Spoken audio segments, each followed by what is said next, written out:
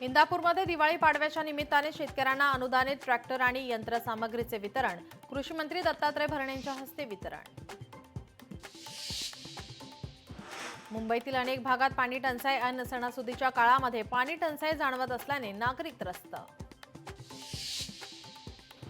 आमदार सुरेश धस यांची वंचितांसोबत दिवाळी साजरी, आष्टीतील निवासस्थानी वंचित बांधवांसोबत दिवाळी साजरी, 5 पिढ्यांपासूनची परंपरा धस यांच्याकडून कायम।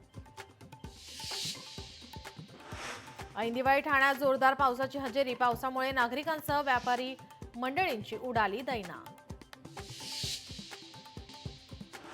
जळगाव पोलीस प्रशासन 24 तास अलर्ट मोडवर, नागरिकांची दिवाळी सुरळीत पार पडावी म्हणून पोलीस कर्तव्यावर, दिवाळीला कायदा सुव्यवस्था सुरळीत राहावी यासाठी सज्ज। बीडच्या राजौरीमध्ये फटाक्यांच्या दुकानाला आग, फटाका व्यापाऱ्यांचं मात्र हजारो रुपयांचं नुकसान, सुदैवाने जीवितहानी नाही।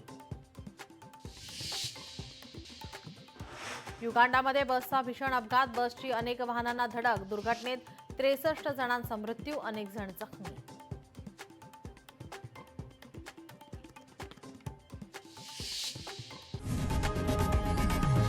लोकशाही मराठी ऐका, पहा, जागरूक रहा।